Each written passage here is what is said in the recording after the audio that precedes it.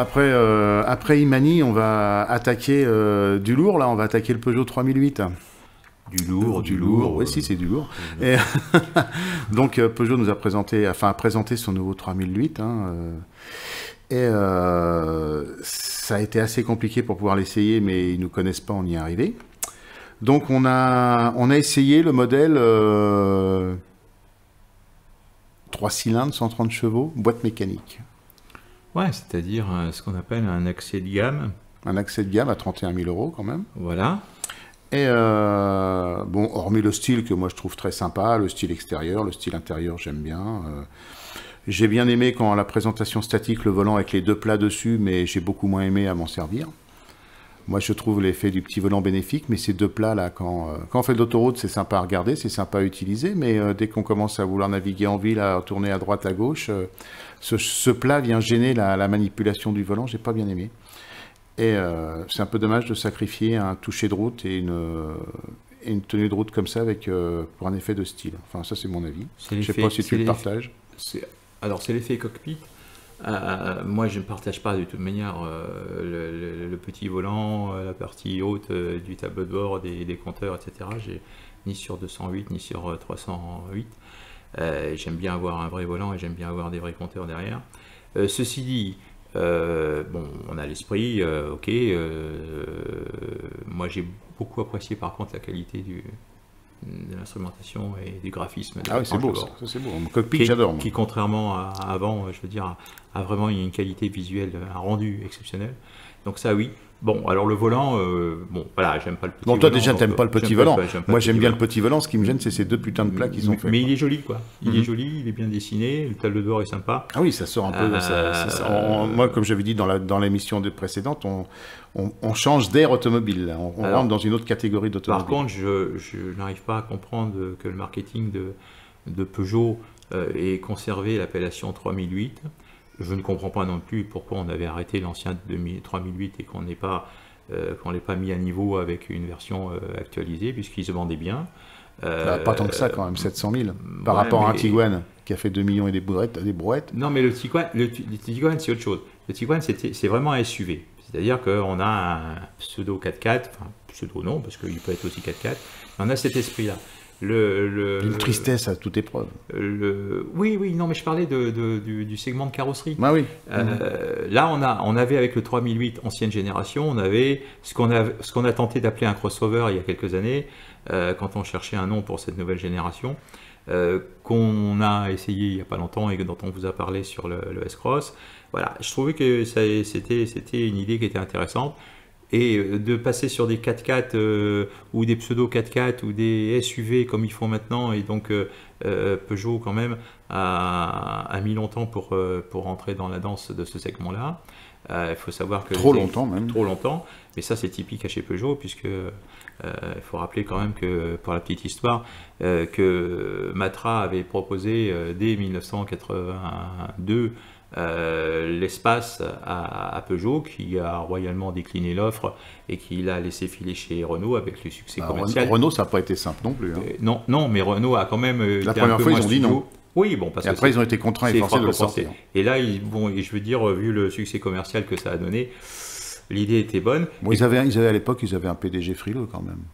Ils avaient un PDG vraiment? Oh, non, je crois pas. Mais enfin, il avait l'appellation. Même pas. Maintenant, ils sont compensés par un PDG pas trop frileux, un peu trop même.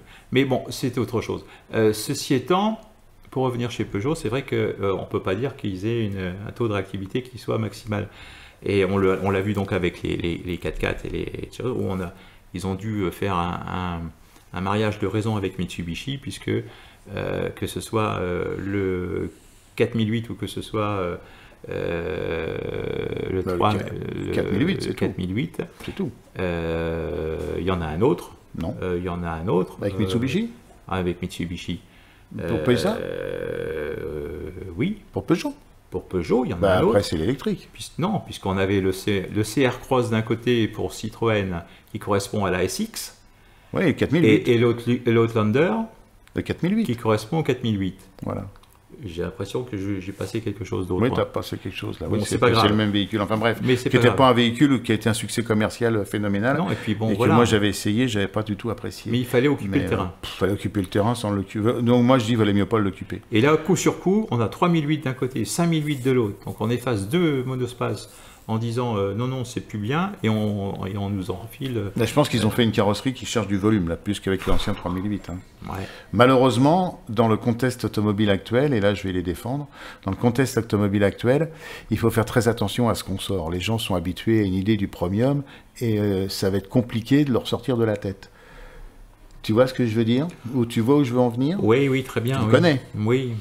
Et je pense que c'est dommage qu'on n'arrive pas à sortir les gens de cette idée de premium qui, pour moi, n'en est pas spécialement, sauf à partir d'un certain tarif qui dépasse le prix d'une maison. Mais je veux dire, il va falloir que les gens en sortent de ça quand même, de cette idée premium outre-Rhin qui n'est pas spécialement du premium dans tous les coups, quoi.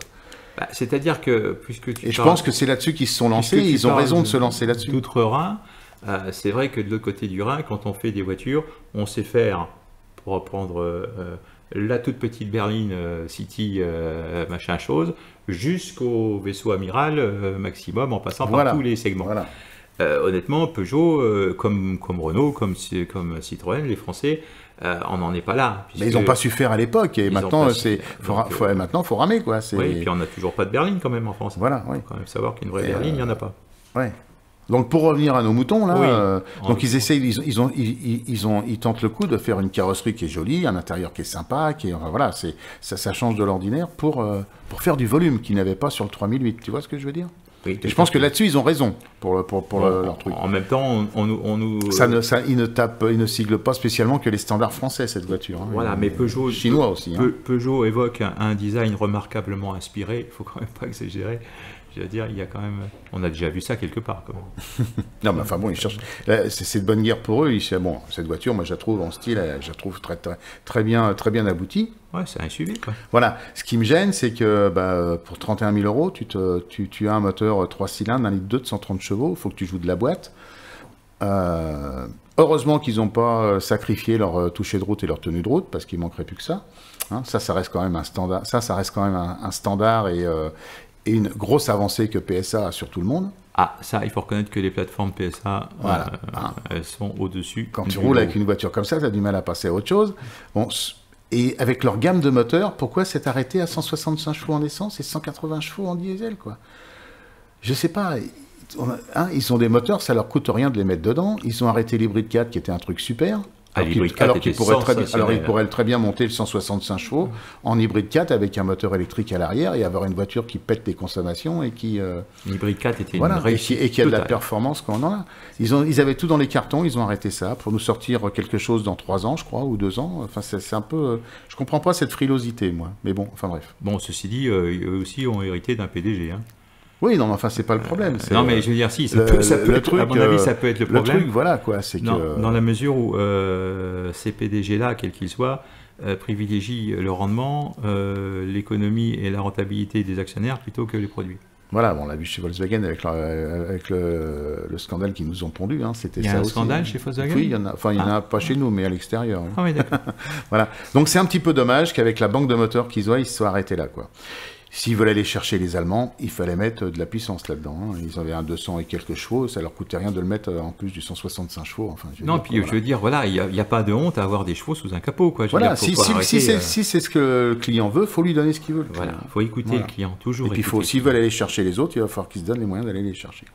Autrement que par un style magnifique et tout, parce que les gens ne regardent pas que ça non plus, ils regardent le reste. Un style innovant, Pierre. Un style innovant. Style innovant, non mais si, c'est vrai, le high cockpit, pour moi, c'est innovant. Ça, oui, mais je veux dire... Pas pour toi peut-être, mais pour moi, oui. Non, c'est sympa, mais je veux dire, la preuve, c'est que le volant, il n'est pas comme tu veux, et bon, voilà, et puis il n'y a rien d'exceptionnel quand même, il ne faut pas exagérer, je veux dire, c'est un SUV, quoi. Voilà. C'est un bon SUV. Moi, on a ressenti aussi des petites trépidations dans la suspension. Ah, oui, alors sur cette route, moi je la prends avec une autre Peugeot tous les jours, je ressens pas ça, et ça m'a sauté au... Je vais pas dire au lombaire, mais dans les trépidations dans le siège de suspension qui m'ont... Alors cette route, j'ai l'habitude de la prendre avec une Peugeot, quoi. Donc je me suis dit, il y a un truc là. Oh, c'est les vibrations du 3 cylindres, ça. Ah, peut-être. Ouais. Non, mais même... c'est 3 cylindres, bon bah d'accord, ok, peut-être qu'ils ont plein de bonnes raisons de mettre ça dans une voiture comme ça, mais ça restera un 3 cylindres dans une voiture haut de gamme, quoi. Oubliez les 3 cylindres. Ouais, comme tu dis, ouais. Voilà. Poubelle. Bon bah écoute, jolie voiture, à l'œil. Oui, non, mais ceci dit, voilà, pour être tout à fait sérieux. Voilà, il y a quelques petits défauts qui sont pour la trépidation, c'est à confirmer sur un autre modèle, mais c'est peut-être parce que c'est un entrée de gamme, je sais pas, mais voilà quoi. L'entrée de gamme, il valait combien? 31 000. Ouais, quand même. Hein. Non, je veux pas être désagréable, mais quand même 31 000 pour une entrée de gamme, ça commence à faire. Avec un 3 cylindres. Avec un 3 cylindres en plus.